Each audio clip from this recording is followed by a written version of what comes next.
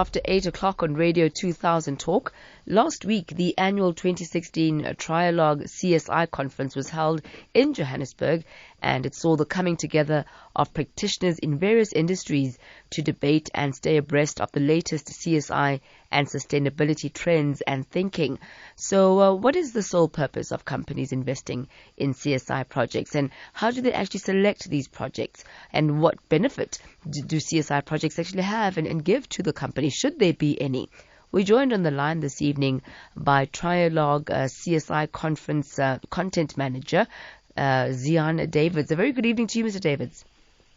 Hello. Thank you very much for having me. Sorry, I called you Mr. there. Sorry, Zyaan. No problem. I get that all the time. You do, right? Tell us a little bit about Trialogue and the work that you do within the corporate social investment space. So Trialogue is a corporate social investment and sustainability consultancy that's been around for nearly 2 decades. And there are two main parts to our work. The one part is that we work very closely with corporates to try and help them to develop sustainable and impactful CSI projects and programs, ones that are strategic and have long-term impact and success. And then the other part of our business is that we produce publications, and a very popular one and our flagship publication is the Trialogue CSI Handbook that offers a window into the CSI landscape in South Africa on an annual basis. And then we also have a Funder's Guide to Social Development, which is a publication that is aimed at both corporate and private donors.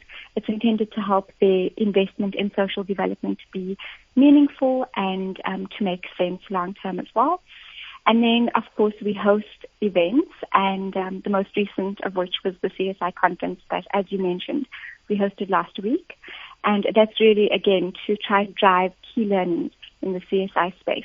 So who attends these type of conferences, apart from, and I guess, private donors? Who comes there? Do you find those seeking financing also coming there with projects? So we're very pleased that the non-profit organization community has been very supportive of our initiatives. They're very interested and keen to learn about how they can tap into CSI funding. And so we find that a huge part of our audience at these events are non-profits who are very committed to ensuring that they have meaningful impact and that they can find interesting and effective ways to work with corporate funding.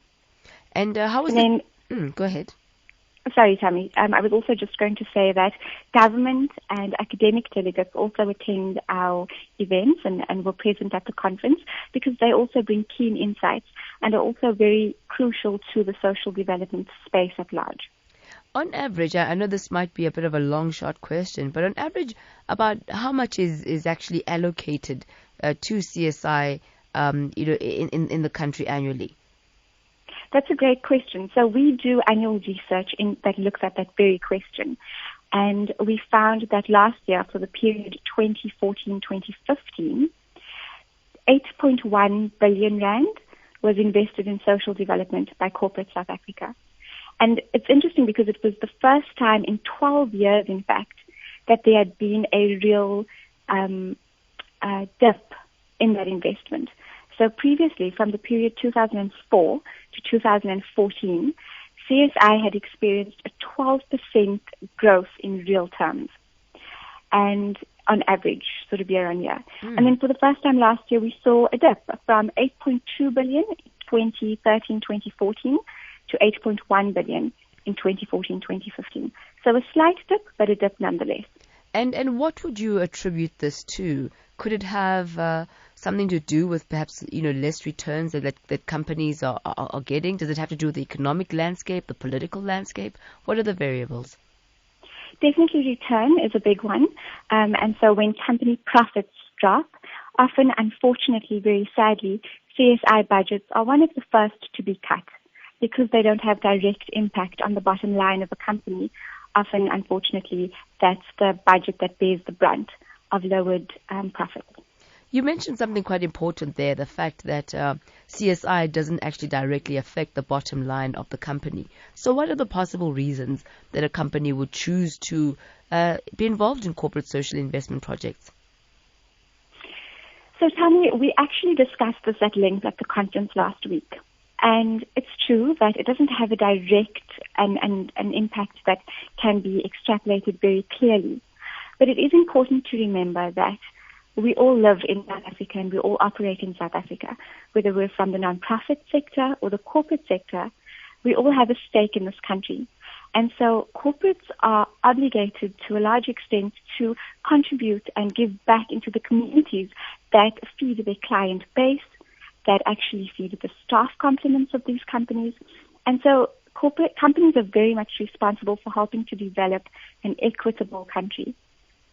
And which companies were present this year? Yes, so we had about 60 different corporates who were present. And some of the key ones, in fact, our headline sponsors for this initiative were companies such as ABSA, the Eskom Development Foundation, the MTN South Africa Foundation, and the Vodacom Foundation. And then we had additional sponsors, so the Industrial Development Corporation, MMI Foundation, Rand Water Foundation, Transnet Foundation, and Volkswagen also supported various aspects of the conference.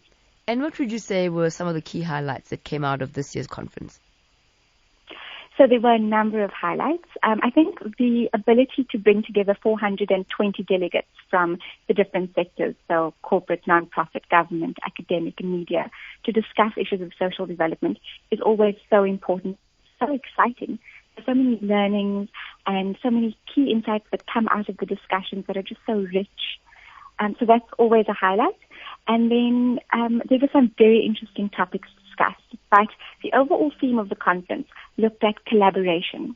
So the conference really drove the concept of working together, of partnering for effective and impactful social development. And so that was a great highlight. It was just hearing how nonprofits and corporates were thinking harder about how they could merge their efforts. Because I think oftentimes, particularly in strained funding landscapes, what happens is that nonprofits are forced to pitch against each other when they work in similar sectors or in the same sector for their small piece of the pie. And this conference really wanted to challenge nonprofits and corporates to think more creatively about how, instead of working or racing against each other, they could partner to sort of deepen the impact that they were having. Because ultimately, as you're saying, it's about the impact and it's about how societies will benefit. So it really does force NGOs and NPOs to think beyond themselves in these type of instances. Absolutely.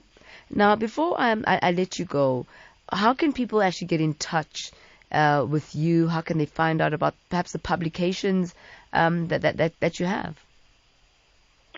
So we have a website. It's www.trialogue. So that's like dialogue, but it's trialogue.co.za. And we also have a Facebook page. We're on Twitter, and we're tweeting quite actively about some of the outcomes and insights from the conference. So people must follow us on Twitter, and they can also email us to info@trialogue.co.za. So info@trialogue.co.za. It's been a great pleasure speaking to you, Zyaan. And you. And I just very quickly wanted to mention that our publications are available for free online. Oh, for free online. Okay, I mean, it's a great resource, especially for NGOs and anybody who's in the social development space. But before I let you go, very quickly, what are the trends? What do companies tend to fund the most? What type of projects actually speak to their purse hearts? Yes. So of that 8.1 billion rand of CSI spend that I mentioned earlier, that we found came in 2014, 2015, nearly 50%, nearly half of that 8.1 billion rand went to the education sector. And within that, so of course, education is a massive sector. And what got the most funding most prominently was school-level education, specifically maths and science education. And so one of the issues that we looked at the conference again was education is getting so much support, both from CSI and from government. And why and how can that financial support translate into actual quality education? Because money being thrown at the sector doesn't necessarily equate to impact. Great point made there. It's been a pleasure speaking to you this evening, Zyaan. And you, thank you so much for your time. Thank you. That's the content manager at Trialogue. They organize that CSI conference every single year, Zyaan Davids. I mean, if you really are in the corporate space or you are in the NPO space, do visit their website. And as you said, their publications are downloadable absolutely free.